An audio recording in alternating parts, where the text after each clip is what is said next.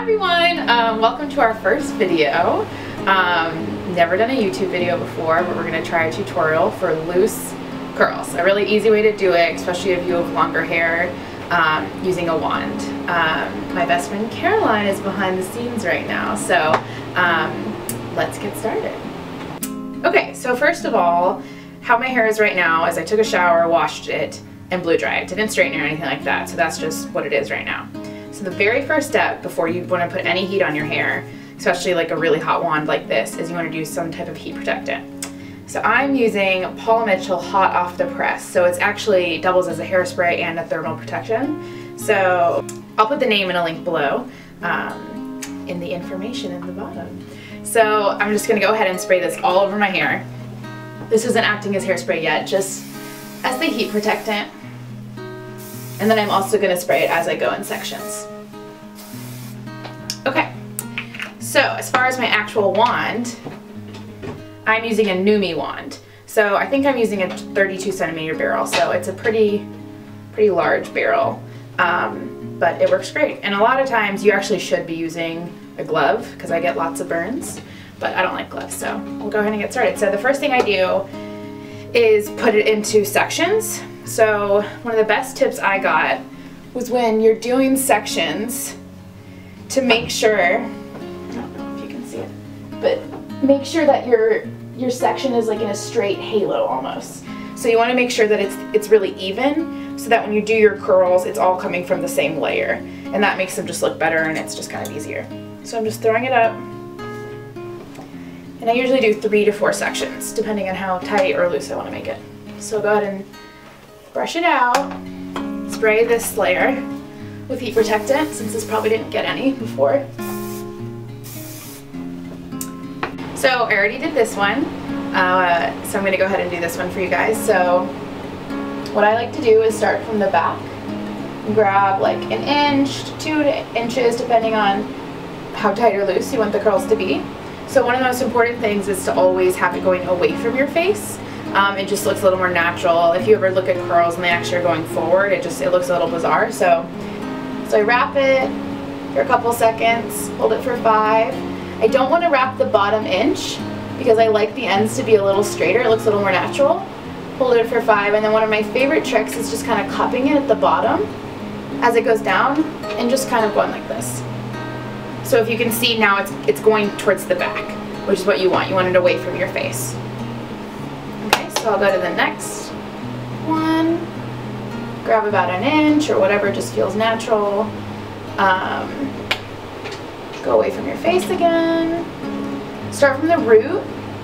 If you have longer hair, it's probably the best way to do it so there's more opportunity for curl. Leave like an inch or so at the end, tilt it down. This is just so that it looks a little more like it falls naturally, and then cup it. And then throw it back there. So if you feel like in one section that you feel like it's coming from too much of the scalp, so you want to do the top first and make sure they're separated like that. Otherwise your curls are going to be uneven. So like I was saying before, you want to make sure it's from the same layer. So start at the root, wrap it, 1 to 2 inches at the end, put it down, 5 seconds or so. Cup it and then move it back. And obviously this is all dependent on how thick your hair is. Mine's pretty thick, so I have to hold it a little bit longer than if you had a little bit thinner. Start at the root, wrap it around, tilt it down, not all the way down, just kind of at an angle, cup it,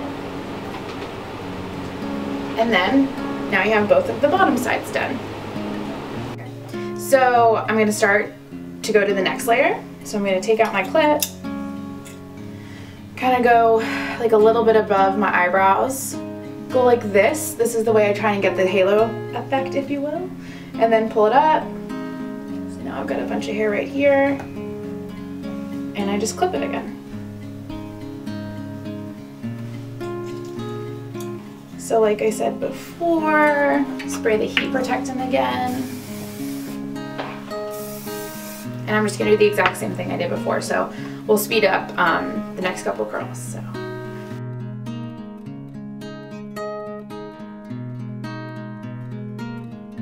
Okay, so as you can see, I've done almost all of my hair. I did 3 different layers so far, and this side is completely done. Since my part's on this side, I have the top of my hair is pretty thick, so I wanted to show you guys how I do the very top, because I just do it a little bit differently, especially when it comes right towards my face. So last section, go ahead and brush it out. And you want to make sure your hair is really dry when you're putting it up in these clips, because otherwise, at least my hair, if it's even a little bit damp, it will crease, which actually happens a lot, but just about. Go ahead and spray it. And then just do a couple different pieces.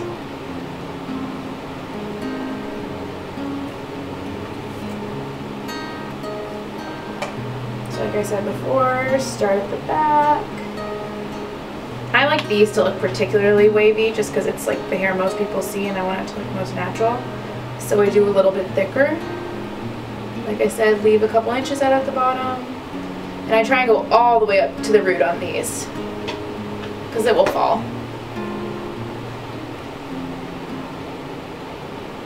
So as you can see, like these are definitely thicker than the other ones. So wrap a couple more times since these are the longest pieces. Tilt it down. You might want to hold it a little bit longer on these since there's more hair. And then cup it.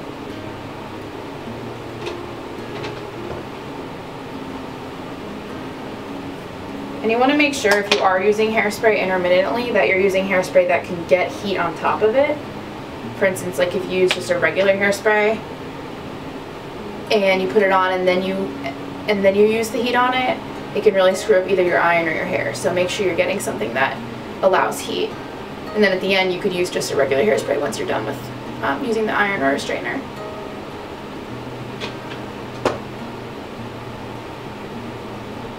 So probably 2 more pieces. So trick for these is you really want to make sure, depending on how, like I have a widow's peak and I have a big cowlick, so I try and like go like this when I'm curling it so it doesn't end up curling and falling like this. So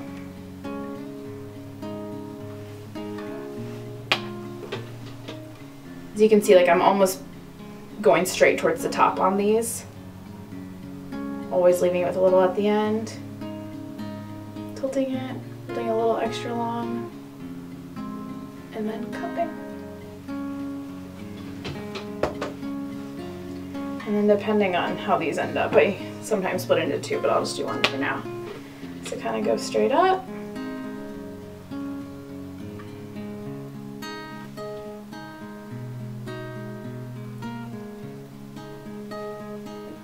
Okay, then you've got your last strand.